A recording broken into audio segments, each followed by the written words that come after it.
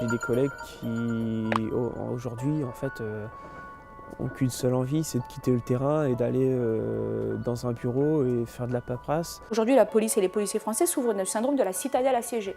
Il y en a certains qui, voilà, ils sont complètement désenchantés, quoi. Ils disent qu'ils ne voyaient pas la police comme ça. Ils ont le sentiment d'être seuls face à une société qui leur en veut, avec le sentiment d'être attaqués de toutes parts. Une partie de l'opinion publique est extrêmement bruyante, les médias, le politique, l'autorité administrative, etc. On m'a agressé parce qu'ils avaient autorité. Je n'ai rien fait du tout. Je n'ai pas mis de coup de poing. Je n'ai rien fait du tout. C'est pas nous contre la police. Voilà. C'est pas nous contre l'État. C'est nous contre les personnes qui justifient ces impunités. L'usage de la force, lorsqu'elle est nécessaire, doit être compris comme légitime par l'ensemble des concitoyens. C'est le seul moyen pour qu'elle soit acceptée et respectée.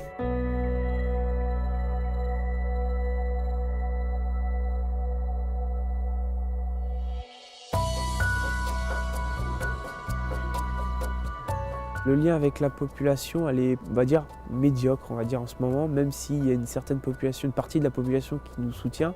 Il y a évidemment aujourd'hui une espèce de scission qui se fait entre une partie de la police, une partie de la population française. On considère souvent qu'en France, la police est le plus souvent utilisée pour défendre les intérêts de l'État, plutôt que dans la défense des intérêts de la société et des individus. Venir en aide aux gens, c'est vraiment pour ça que je suis rentré, ce côté un peu social. Je ne suis pas rentré dans la police pour casser des bouches et interpeller des méchants, quoi.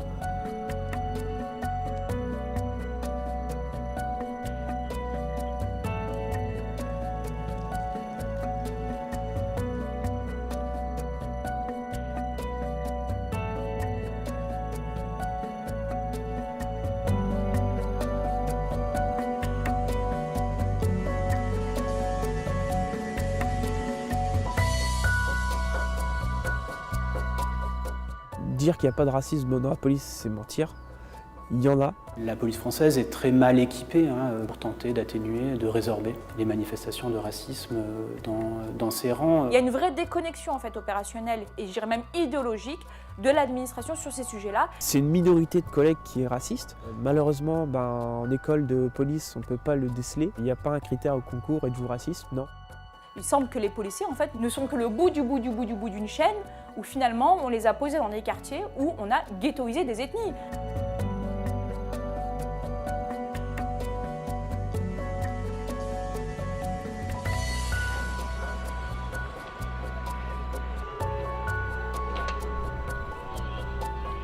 Les hommes qui aujourd'hui et les femmes qui font le maintien de l'ordre en France sont de moins en moins préparés. De plus en plus, ce sont des forces non spécialisées de maintien de l'ordre qui sont employés en maintien de l'ordre, les BAC, etc., les braves, on a vu tout ça. Les braves, donc ces policiers, le plus souvent casqués de casques de moto, armés de lanceurs de balles de défense et qui ont pour objectif d'aller au contact. Dès qu'une manifestation démarre, potentiellement, la police intervient, on charge, on gaze, on nasse.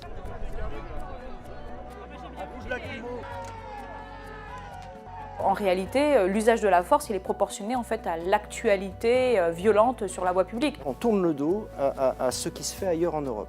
Aucun pays en Europe occidentale aujourd'hui ne peut se targuer d'avoir eu plus de 2 ans de mouvements sociaux très violents. Il est temps, d'une certaine manière, que la France prenne conscience qu'ailleurs en Europe, on va vers de nouvelles techniques, de nouvelles manières de faire, et qu'il faut être modeste, et qu'il faut être humble, et qu'il faut reconnaître qu'on va dans le mur, là, aujourd'hui.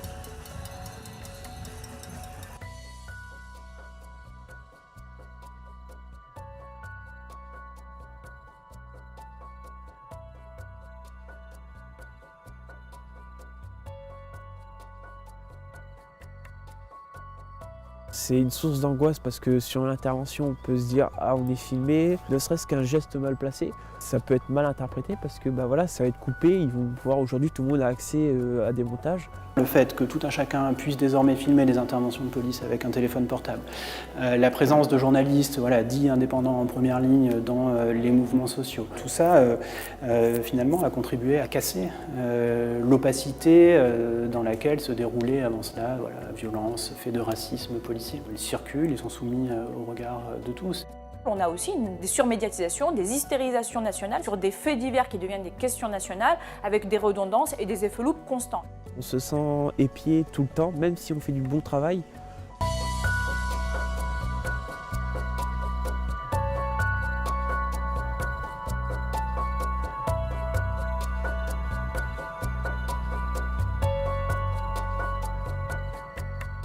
Le résultat, c'est qu'on se retrouve sur le terrain avec des fonctionnaires qui sortent de l'école de police, qui ont reçu une formation qu'on va qualifier de médiocre. Arrivé sur le terrain, on est lâché dans la nature, on n'est plus formé, on n'est plus suivi au niveau des formations. Qu'est-ce qu'on enlève en priorité?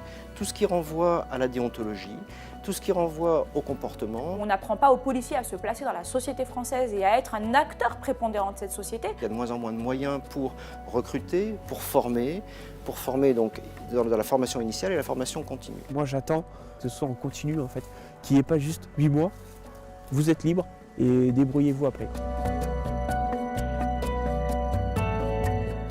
Il est fondamental que les rapports de la police et de la gendarmerie avec la population soient des rapports de confiance. On peut se targuer d'être l'institution qui a la meilleure cote de confiance auprès de la population française, contrairement par exemple à la justice, aux politiques ou même aux journalistes. Mais c'est insuffisant dans une démocratie aussi exigeante que la nôtre. Jamais dans l'histoire récente, les débats autour de la police n'auront été aussi intenses. Et ce qui émerge de ces débats, c'est, je pense, une demande d'ouverture, une demande de démocratisation, une demande de transformation. Il ne faut pas voir à la fin du moment de sécurité, il faut voir aussi après. Moi j'attends une hiérarchie un petit peu plus compréhensive par rapport à notre travail et qu'on reprenne contact avec la jeunesse surtout. Et c'est à nous en tant que policiers d'aller discuter avec eux, de prendre la tâche avec eux. Voilà, il faut aussi mettre un peu du sien pour que ça change.